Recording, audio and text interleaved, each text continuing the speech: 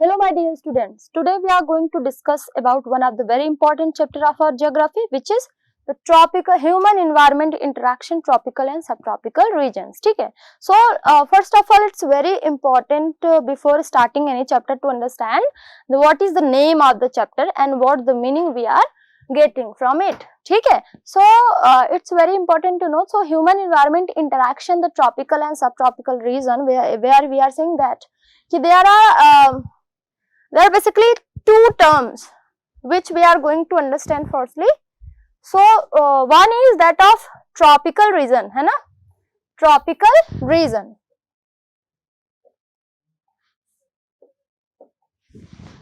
First one is tropical region, tropical, and second one is subtropical region. ठीक है, तो हम basically we are going to focus upon these two things. First one is tropical region and second one is that of subtropical region.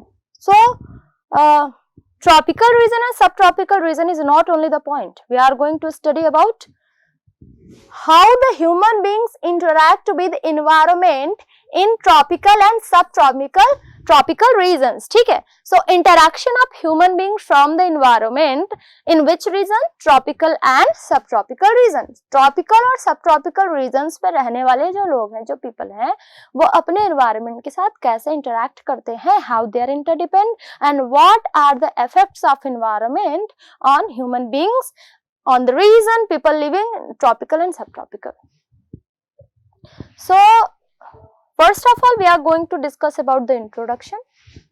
Tropical regions are typically located in the areas of the world that are near to the equator. ठीक है, पहला point कह रहा है कि tropical regions वो regions होते हैं जो कि कहाँ रहते हैं बेटा, बेसिकली इक्वेटर के पास होते हैं. ठीक है, so we are going to draw here a globe. ये तो गलत हो गया ना बेटा, चलो इसको हटाते हैं. हम ड्रॉ करेंगे एक ग्लोब. इस साइड में मैं आपको दिखा देती हूँ. ठीक है, ये हमारा क्या है बेटा, दिस इज आवर ग्लोब, है ना. और इस ग्लोब में जो 0 डिग्री है, this is known as 0 degree equator.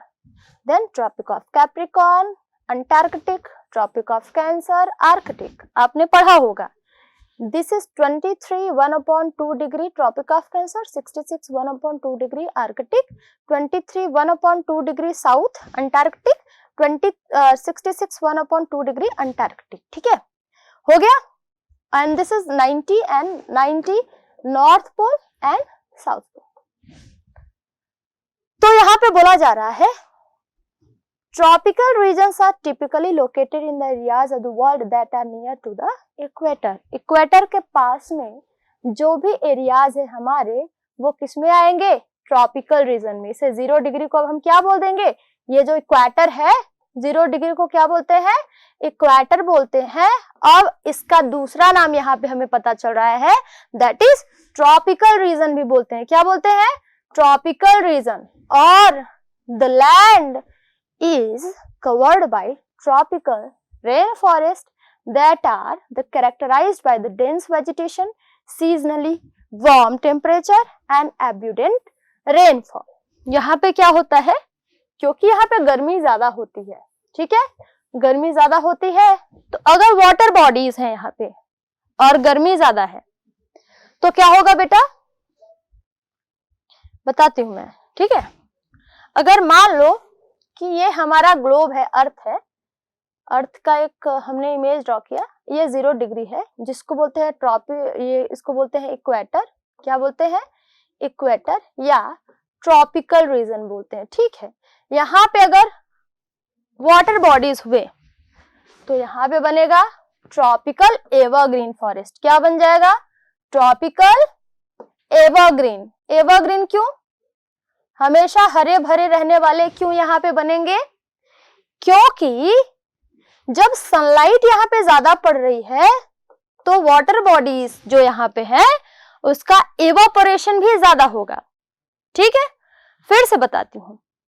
Equator पे टेम्परेचर बहुत ही हाई होता है, फिर अगर उस जगह पे कोई वाटर बॉडीज है सो इवापोरेशन ऑफ वाटर भी ज्यादा होगा. जब इवापोरेशन ऑफ वाटर ज्यादा होगा तो कंडेंस होके फॉर्मेशन ऑफ क्लाउड होगा. क्लाउड भी ज्यादा बनेंगे। जब क्लाउड बादल ज्यादा बनेंगे तो रेनफॉल भी ऑटोमेटिकली क्या होगी, ज्यादा होगी। समझ गए? तो जहां पे रेनफॉल अब ज्यादा होगी वहां एवरग्रीन तो बनेगा, क्योंकि पौधों को बेटा मैगी, पिज्जा, बर्गर, चाउमीन नहीं चाहिए। पौधों को क्या चाहिए होता है, ट्रीज को पहला तो सनलाइट जो यहां मिलेगी क्योंकि यहां हॉट है एरिया, ठीक है। दूसरा, यहां पे रेनफॉल भी अब अच्छी हो रही है क्योंकि वाटर बॉडीज है, इवोपोरेशन ज्यादा हो रहा है, ठीक है। इसलिए यहाँ पे ट्रॉपिकल रेन फॉरेस्ट पाए जाएंगे कैरेक्टराइज्ड बाय डेंस वेजिटेशन, ठीक है। डेंस वेजिटेशन यहाँ पे हुआ, डेंस मतलब बहुत ही ज्यादा। सीजनली वार्म टेम्परेचर तो होगा एंड एब्यूडेंट रेनफॉल, रेनफॉल भी काफी अच्छी होगी। The locations include Africa Zaire basin and the Madagascar, central America में जो है अमेज़न रिवर बेसिन। यहीं पे बोल रहा है कि ये जो लोकेशन है, ये जो एवरग्रीन वाला और ये जो रेनफॉल वाला, गर्मी ज्यादा बारिश वाला जो टेम्परेचर हम इक्वेटर पे देख रहे हैं जिसे ट्रॉपिकल रीजन बोलते हैं, वहां पे जैसे अफ्रीका का ज़ायर है, मेडागास्कर है सेंट्रल अमेरिका का, और अमेज़न रिवर बेसिन देखने को मिलता है, ठीक है। Then we are talking about sub tropical climate. तो 0 डिग्री इक्वेटर वाला तो सब ट्रॉपिकल क्लाइमेट होगा नहीं क्योंकि वो ट्रॉपिकल है। ट्रॉपिकल मींस मोर रेनफॉल और मैक्सिमम सनलाइट, ठीक है। ज्यादा रेनफॉल और ज्यादा सनलाइट हुई तो क्या हो जाएगी, वो ट्रॉपिकल। तो सब ट्रॉपिकल जस्ट अपोजिट होगा। कैसे होगा? Climate refers to the zone between 10 degree and 30 degree latitudes in the both the north and southern hemisphere. northern और southern hemisphere में जो 10 डिग्री से लेके 30 डिग्री का जो लैटिट्यूड है वो सब ट्रॉपिकल रीजन है, ठीक है। Let's again we are going to draw a image through which we can understand easily about what we are talking, ठीक है। चलो यहाँ पे बताती हूँ मैं, है ना। यहाँ पे थोड़ा हमें स्पेस मिल गया है। देखो बेटा ध्यान से देखना, ये हमारा 0 डिग्री, ठीक है। यहाँ मान लो, अच्छा मैंने गलत बना दिया है, ऐसे तो आप नहीं समझ पाओगे, है ना। चलो फिर से करते हैं। 0 डिग्री ये मान लो हमारा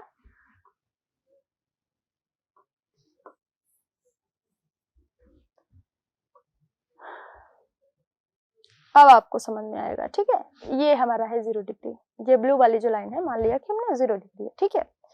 तो ये 0 डिग्री है, यहाँ से 1 2 3 4 5 6 7 8 9 10, 1 2 3 4 5 6 7 8 9 10, 10 degree north to 30 degree, 30 degree 10 11 13 14 50 से लेके 30 तक काउंट करेंगे, ठीक है।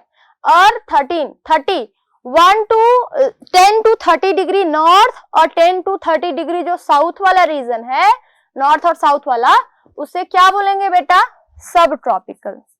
क्या बोलेंगे? सब ट्रॉपिकल। क्या बोलेंगे? सब ट्रॉपिकल, ठीक है।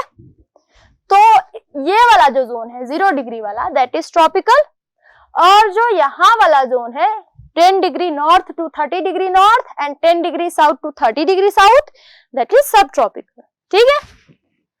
तो अब यहाँ के बारे में हम पढ़ने वाले हैं कि यहाँ पे किस तरीके का हमें कैरेक्टरिस्टिक्स क्लाइमेट देखने को मिलेगा। We shall see the life and the people of the Amazon River Basin from the South America and thereafter the life and people of the Gangetic Brahmaputra Basins of India, ठीक है। तो हम तो पहले देखेंगे कि अमेज़न बेसिन में किस तरीके से, जो कि कहाँ है, सदर्न अमेरिका में, अमेज़न रिवर के बारे में बात करेंगे क्योंकि ये ट्रॉपिकल एरिया में आता है। कहाँ आता है?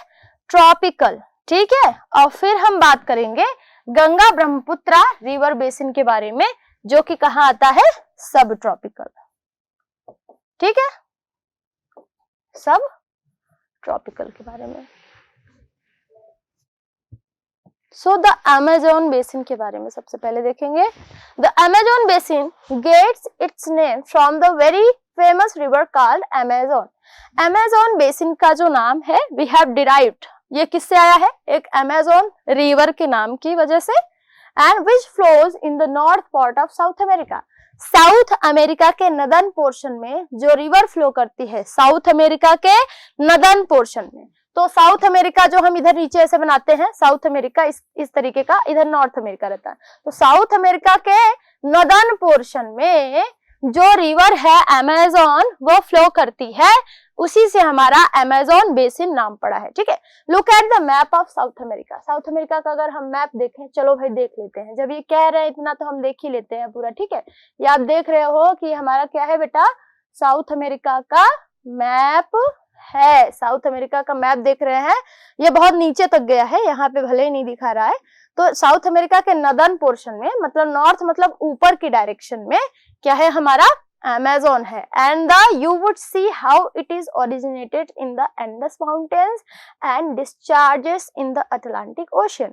आप देखोगे कि जो अमेज़न रिवर है वो किससे निकलती है, कौन सी, एंडीज माउंटेन से। किससे, एंडीज माउंटेन से निकलती है और अटलांटिक ओशियन में जाके अपने पानी को ड्रेन कर देती है। जैसे हिमालय की बात करें तो हिमालय से गंगा निकलती है गोमुख से। ठीक है, हिमालय में गोमुख गंगोत्री ग्लेशियर से निकलती है और बे ऑफ बंगाल में जाके अपने पानी को ड्रेन करती है। ठीक है, वैसे ही यहाँ पे जो अमेज़न रिवर है, समझ लो वो अमेरिका की गंगा की तरह है। मतलब इंडिया की जो गंगा है तो अमेरिका में क्या है, साउथ अमेरिका में क्या है, वो गंगा ही है। साउथ अमेरिका की गंगा का नाम मान लो अमेज़न है। तो ये एंडीज, मतलब अब माउंटेन से कंपेयर करो, एंडीज जैसे यहाँ पे हिमालय है वहां पे एंडीज है। ठीक है, तो एंडीज रिवर एंडीज माउंटेन से निकलती है और अटलांटिक ओशन में क्या करती है, अपने पानी को ड्रेन करती हैं। तो ये इंडिया में पानी जो होता है बे ऑफ बंगाल में जाता है, यहाँ अटलांटिक ओशन में चला जाता है। इंडिया में हिमालय है माउंटेन, यहाँ पे एंडीज माउंटेन है, और इंडिया में गंगा ब्रह्मपुत्र गंगा है, तो यहाँ पे अमेज़न है। ठीक है, thus it is nearly run across the widest part of the South American continent। सबसे ज्यादा साउथ अमेरिकन के कॉन्टिनेंट को कवर करके जाने वाले ये रिवर बेसिन है। ठीक है, It is the second longest river in the world after Nile। जो नाइल रिवर है अफ्रीका की, कहाँ की है ये, अफ्रीका की, वो सबसे ज्यादा है, बड़ी, लॉन्गेस्ट है। उसके बाद जो सेकेंड नंबर पे आता है वो कौन है, अमेज़न है। ठीक है, फर्स्ट नंबर पे नाइल है, सेकेंड नंबर पे अमेज़न है। इसके बाद है its length is approximately 6400 kilometre. इसका जो लेंथ है, इसकी जो लंबाई है वो 6400 किलोमीटर है। It's water discharge is 60 times greater. इसका जो पानी जो डिस्चार्ज करता है वो कितना है, नाइल रिवर का 60 टाइम्स ज्यादा है। एंड वो 12.8 million cubic metre per metre then that of river Nile. ठीक है, नाइल रिवर से कंपैरिजन करके बोल रहा है कि 6400 किलोमीटर तक है ये अप्रोक्सीमेटली इसकी लेंथ, और 60 टाइम्स ज्यादा पानी को डिस्चार्ज करता है। तो मतलब अमेज़न रिवर काफी ज्यादा इंपॉर्टेंट है हमारे, ठीक है, अमेरिका के लिए। So the Amazon basin include extensive proportions of Brazil, Bolivia, Peru, Ecuador and Colombia. ठीक है, covering an area of about 7000 क्या है 78 lakh square kilometer। Amazon basin has about 22,500 kilometers of navigable waterways। ठीक है, Amazon basin जो है वो basically उसका एक्सटेंसिव प्रोपोर्शंस आते हैं कुछ इंपॉर्टेंट जगहों पे, जैसे कि ब्राजील है, बोलिविया है, पेरू है, इक्वाडोर है और कोलंबिया में आता है। ठीक है, और इसका जो एरिया है 78 लाख स्क्वायर किलोमीटर तक पे फैला है। अमेज़न बेसिन जो है वो 22,500 किलोमीटर तक नेविगेबल वाटरवेज है। मतलब कि यहाँ पे शिप्स, बोट और नेविगेशन होता है, अलग अलग तरीके से प्रैक्टिसेस होती हैं और ट्रेवल के भी काम आता है। ठीक है, next we are coming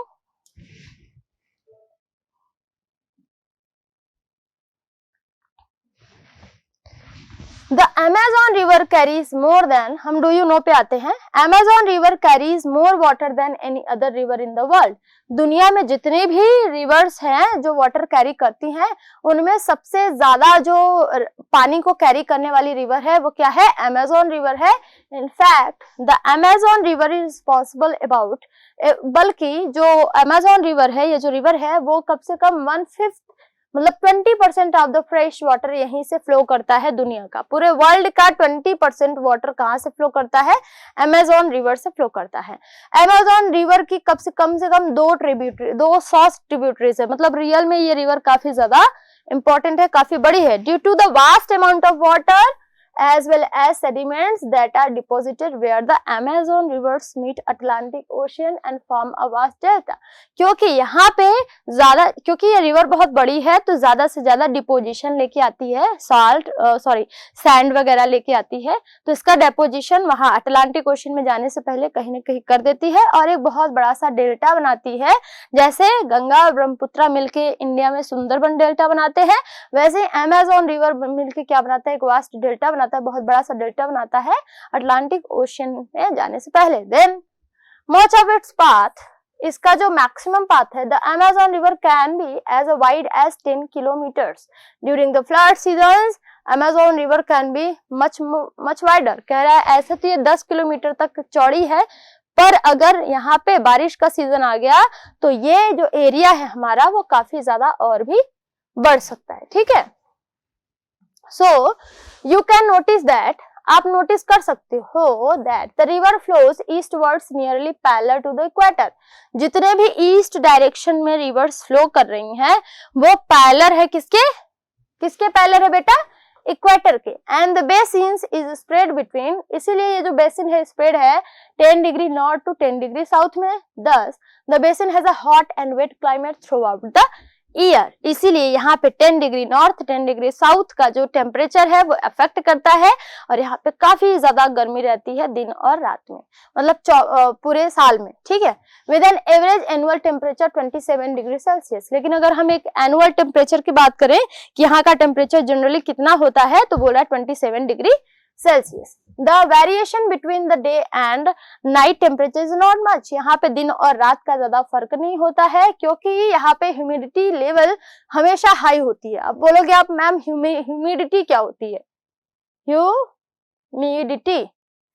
humidity क्या होती है, तो इसको लोगों लिखोगे टेम्परेचर जब हाई हो, टेम्परेचर क्या हो बेटा, हाई हो प्लस वाटर या मॉइस्चर हो हवाओं में। ठीक है, तो जब टेम्परेचर भी हाई हो मतलब गर्मी भी हो और थोड़ा सा पानी भी मिल जाता है तो चिपचिपा वाला मौसम बना लेता है। ठीक है, वेरी स्टिकी, तो इस वजह से बोलते हैं ह्यूमिडिटी। तो यहाँ दिन और रात में ज्यादा फर्क नहीं होता है क्योंकि इक्वेटर पे इक्वल डे एंड नाइट होते हैं, equal day and night, day is equal to night. Equator पे दिन और रात बराबर होते हैं, ज्यादा दिन और रात में फर्क नहीं होता। इसके साथ ही यहाँ पे इसलिए दिन और रात में हमें ज्यादा वेरिएशन टेम्परेचर का देखने को नहीं मिलता। ठीक है, the rain is frequent, rain हमेशा होती रहती है बारिश। The Amazon rain forest climate does not have any dry season, यहाँ पे कोई ड्राई सीजन नहीं आता, as it rains almost all over whole year, पूरे साल यहाँ बारिश होती रहती है, यहाँ पे ड्राई सीजन आता ही नहीं है। And it is may vary between 60 to 180 inches to 300 to 30 to 100 inches in the different times of the year। और यहाँ पे जो बारिश होती है ये 60 to 108 inches 180 inches हो सकती है या 30 से 100 inches तक की होती है। ठीक है, then the length of the day and nights are equal। देखो जो मैंने बात बताई इक्वेटर पे कि दिन और रात बराबर होगा। so clear nights favor rapidly the rapid radiation of the heat received from the sun during the 12 hours day। यहाँ पे क्योंकि 12 घंटे पूरा सनलाइट पड़ी है तो नाइट भी थोड़ा सा रिलेटिवली क्या होता है, रेडिएशन, मतलब उसके फेवर में रहता है, क्लियर रहता है बिल्कुल रात, यहाँ बादल बादल नहीं होती है। ठीक है, अब हम पढ़ेंगे किसके बारे में बेटा, अमेज़न रेन फॉरेस्ट के बारे में।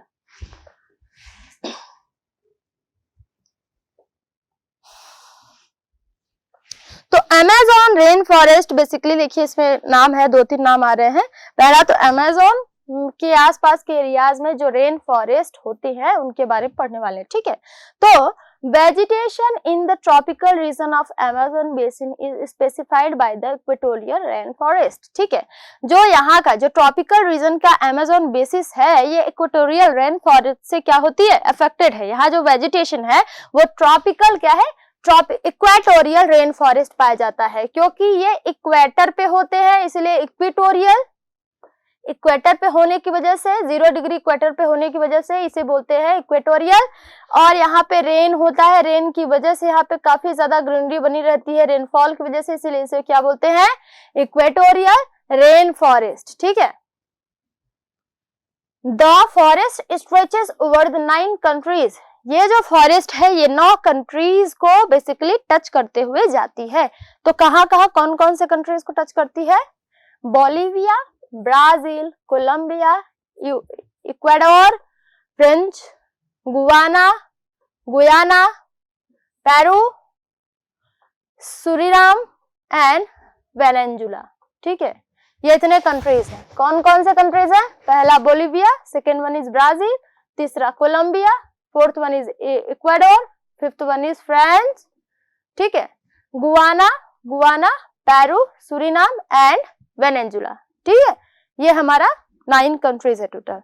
The largest part of the content within Brazil, लेकिन मैक्सिमम जो पार्ट है किसका, इस अमेज़न रिवर का और अमेज़न रेन फॉरेस्ट का, वो ब्राजील में आता है। ठीक है, कहाँ आता है, ब्राजील में मैक्सिमम कंटेंट होता है। लेकिन जब क्वेश्चन पूछेगा कि जो अमेज़न फॉरेस्ट है वो अमेरिका के कितने कंट्रीज को टच करता है, तो बोलोगे 9, और इन 9 का नाम है बोलिविया, ब्राजील, कोलंबिया, इसके साथ ही है इक्वाडोर और फ्रांस एंड गुयाना, और इसके साथ पेरू, सूरीनाम और वेनेजुला। ठीक है, ये सारे नाम आप बता दोगे। ठीक, फिर अगर बोलेगा कि मैक्सिमम कहाँ पे एरिया आ रहा है, अमेज़न फॉरेस्ट का मैक्सिमम एरिया किस प्लेस पे आ रहा है, तो आप नाम ले लोगे ब्राजील का। ठीक है। Then plants growth is dense, यहाँ पे काफी डेंस होती है, पौधों की जो ग्रोथ होती है वो काफी ज्यादा घनी होती है। And the variety of animals living is comparatively high, यहाँ पे जो एनिमल्स होते हैं इनकी जो वैरायटी होती है बहुत ज्यादा होती है। क्यों होती है, क्योंकि उनको फेवरेबल इन्वायरमेंट मिलता है बेटा। फेवरेबल इन्वायरमेंट अक्सर करके घने जंगलों में और नेचुरल जंगलों में, जो नेचुरल है जिसपे ह्यूमन बीइंग का इंटरफेरेंस नहीं है, वहां पे एनिमल्स और जितने भी क्रिएचर हैं पूरे दुनिया के, सबसे ज्यादा वैरायटी पाई जाएगी। लेकिन जैसे ही वहां पे डेवलपमेंट गया या ह्यूमन बीइंग गए तो एक तरीके का इंटरप्शन हो जाता है, जिसकी वजह से उनके जीन्स पे असर पड़ता है, कुछ सरवाइव करती हैं, कुछ स्पेशीज खत्म हो जाती हैं। ठीक है, क्योंकि यहाँ पे बहुत ज्यादा नेचुरल एनवायरनमेंट है, तो यहाँ पे जो हमारा लिविंग ऑर्गेनिजम्स के स्पेशीज है वो काफी हाई होंगी। ठीक है, heavy rainfall and dense foliage, ठीक है, यहाँ पे रेनफॉल काफी अच्छी होती है। And the forest are in fact so thick, यहाँ के जो फॉरेस्ट है वो काफी ज्यादा मोटे और डेंस हैं, हरे भरे हैं, काफी घने हैं। Roof created by the leaves and the branches does not allow the sunshine to reach in the ground. Ground में जो सनशाइन होती है, मतलब ग्राउंड पे सन की रेज ही नीचे नहीं पहुंच पाती। क्यों, क्योंकि यहाँ सीधे बोल रहा है रूफ। रूफ मतलब क्या होता है बेटा, आपके पड़ोसी का छत, मतलब छत। रूफ मतलब छत। यहाँ की जो लीव्स हैं और जो ब्रांचेस हैं वो ऊपर, क्योंकि ब्रांचेस और लीव्स ऊपर एक पूरा लेयर बना लेती हैं छत की तरीके का। ठीक है, सनलाइट आती है पर वो पास होके नीचे नहीं जा पाती। ठीक, क्योंकि सनलाइट का कोई वेट नहीं होता कि चलो पत्तों पे भारी हो गए, पत्ते भारी हो गए तो पत्ते नीचे झुक गए तो उन्हें स्पेस मिल गया तो वो सनलाइट नीचे चली गई। ऐसा तो कुछ है नहीं बेटा, क्योंकि जब बारिश होती है तो बारिश की बूंदें अक्सर करके भारी होती हैं और पानी में वेट होता है, तो बारिश तो पत्तों से नीचे चली जाएगी। पर सनलाइट क्योंकि इतनी हल्का है, सनलाइट तो हल्का होता ही है, अब सनलाइट पे ऐसा कोई छाया कर दे तो सनलाइट तो आ ही नहीं पाएगा ना नीचे के साइड में। ठीक ऐसा ही अमेज़न जो फॉरेस्ट है उसकी जो ब्रांचेस है और जो लीव्स है वो मिलके एक रूफ क्रिएट कर देते हैं, जिसकी वजह से नीचे स्टेम्स वगैरह पे क्या नहीं जा पाता बेटा, सनलाइट नहीं जा पाती। ठीक है, सनलाइट नहीं जा पाती तो यहाँ पे गर्मी के साथ साथ गर्मी तो बनी रहेगी, क्योंकि जो हीट है वो फील होती है, भले ही वो वेटेड नहीं है पर फील होती है। तो जब पत्ते गर्म हो गए, ब्रांचेस गर्म हो गए तो ऑब्वियस सी बात है हीट तो हमें पता चलेगी कि हाँ गर्मी लग रही है, क्योंकि रेन हो रही है तो वहां पे थोड़ा मॉइस्चर भी रहेगा। ठीक है, आगे the ground remain dark and damp, वहां के जो ग्राउंड है वो बिल्कुल व्हाइट होते हैं, उजाला रहता है। Is it so? नहीं बेटा, वहां का जो ग्राउंड है वो बिल्कुल डार्क और डैम्प होता है, एकदम अंधेरा रहता है, अंधेरा कायम रहे। ठीक है, ऐसा वाला। The only these vegetations which can survive in the shade can grow here, तो ऐसे अक्सर करके वेजिटेशन यहाँ पे ऐसे ही होते हैं जो कि इनडायरेक्ट वे में भी अगर सनलाइट पाए तो ग्रो हो सके, या एब्सेंस ऑफ जब सनलाइट हो, in the absence of sunlight they can grow. ठीक है, तो जो शेड में, जो छाया में, या जो without the present of sunlight जो सरवाइव करने वाले प्लांट्स है वो ही यहाँ पे रहते हैं। ठीक है, समझ में आया? मतलब ऐसे प्लांट्स जिनको डायरेक्टली सनलाइट की जरूरत नहीं है वो छाया में भी सरवाइव कर सकते हैं, ऐसे ही वेजिटेशन पाए जाते हैं। ठीक है, orchids and the bromeliads use trees and other plants to get the closer to sunlight. ठीक है, and they grow in the hanging onto the branches of the trees trunks with the aerial roots. And there are thousands of plants, all of different colors, size and shapes. These are also many other living organisms that have their homes in these plants. As much of the Amazon unexplored, many of its indigenous plants animals may be still unknown. These forests are also known as the lungs of the world. As such, huge forest area is providing a large quantity of oxygen to the Earth's atmosphere. ठीक है, इस पूरे paragraph में कह रहा है बेटा कि क्योंकि यहाँ पे इतनी ज्यादा डेंस फॉरेस्ट है कि अभी कुछ ऐसे एरियाज हैं जहाँ पे ह्यूमन बीइंग नहीं जा पाए हैं। जब ह्यूमन बीइंग नहीं जा पाए हैं तो क्या होता है कि यहाँ पे कुछ ऐसे स्पेशीज हैं जिनके बारे में हम नहीं जानते, हमें कोई आइडिया ही नहीं है।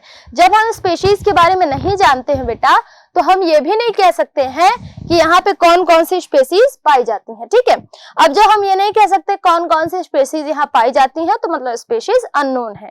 तो क्योंकि डेंसिटी यहाँ पे ज्यादा है फॉरेस्ट की तो कई ऐसे स्पेसीज हैं जिसके बारे में ह्यूमन बीइंग नहीं जानते। ठीक है, और इसके साथ ही इसे बोलते हैं लंग्स ऑफ द वर्ल्ड, मतलब पूरी दुनिया का फेफड़ा बोलते हैं। क्यों फेफड़ा बोलते हैं? क्योंकि जब हम सांस लेते हैं तो हमारे लंग्स में जो एल्यूवलाई होते हैं वही तो ऑक्सीजन वगैरह को एक तरीके से सक करते हैं और क्या करते हैं, ऑक्सीजन को इनहेल करते हैं हम, तो लंग्स में ही तो जाता है। वैसे ही जो लंग्स ऑफ द वर्ल्ड इसे इसलिए बोलते हैं क्योंकि यही है जो दुनिया को सबसे ज्यादा ऑक्सीजन देता है, ऑक्सीजन जनरेट करने वाला फॉरेस्ट है। ठीक है, जहाँ पे अलग अलग स्पीसीज के प्लांट्स और एनिमल्स भी पाए जाते हैं। अब हम पढ़ेंगे बेटा फ्लोरा एंड फौना के बारे में।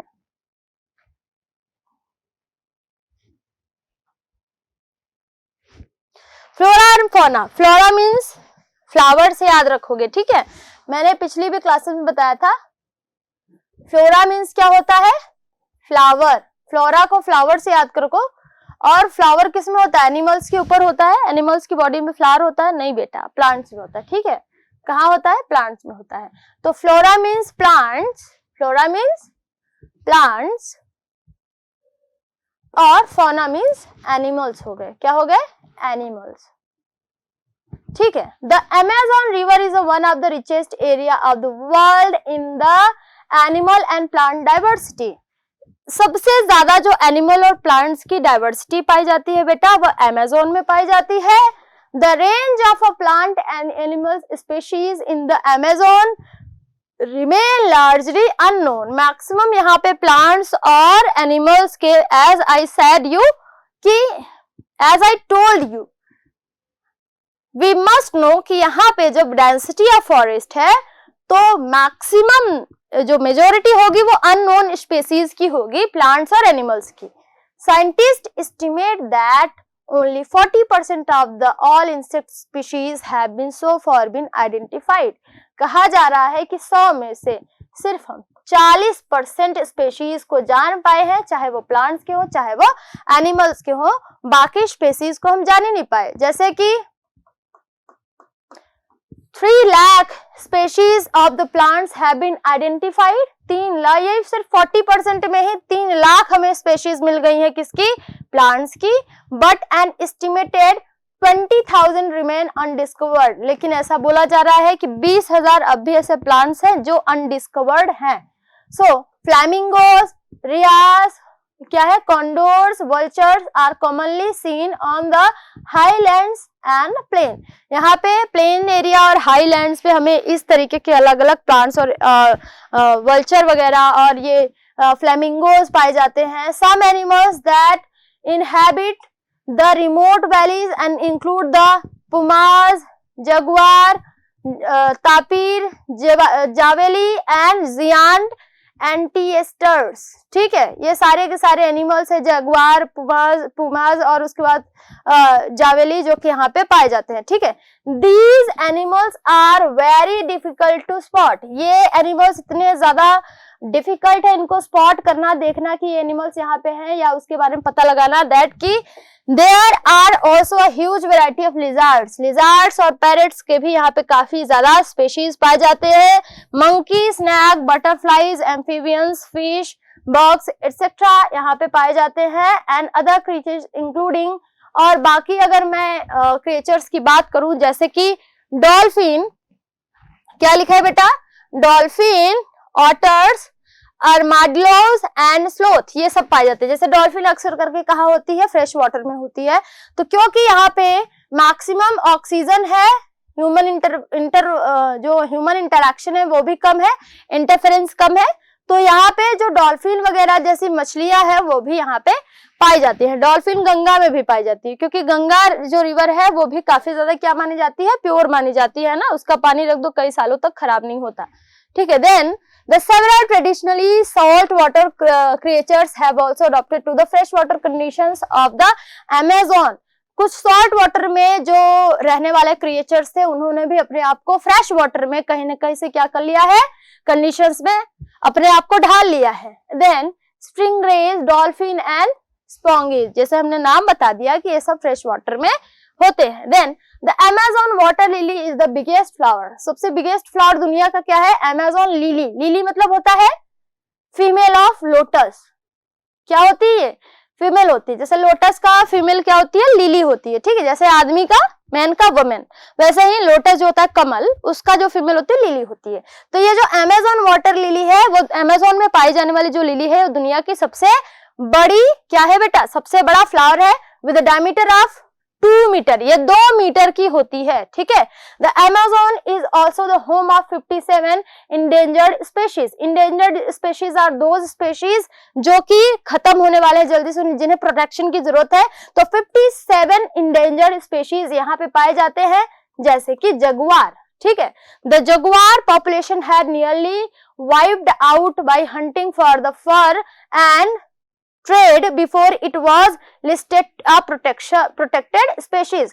जब तक जगुआर को प्रोटेक्टेड स्पेशीज में जगह नहीं दी गई थी तब तक जगुआर की जो हालत है काफी खराब थी, क्योंकि इनके फर और इनको ट्रेड में अलग अलग तरीके से इस्तेमाल किया जाता था, मिसयूज किया जाता था, हंटिंग होती थी इनकी। ठीक है, इसलिए बहुत इंपॉर्टेंट था। Then anaconda is a variety of snake. Anaconda का नाम कौन नहीं जानता, एनाकोंडा तो एक मूवी भी बनी है ना। तो एनाकोंडा जो है वो साउथ अमेरिकन रेन फॉरेस्ट में ही पाया जाता था।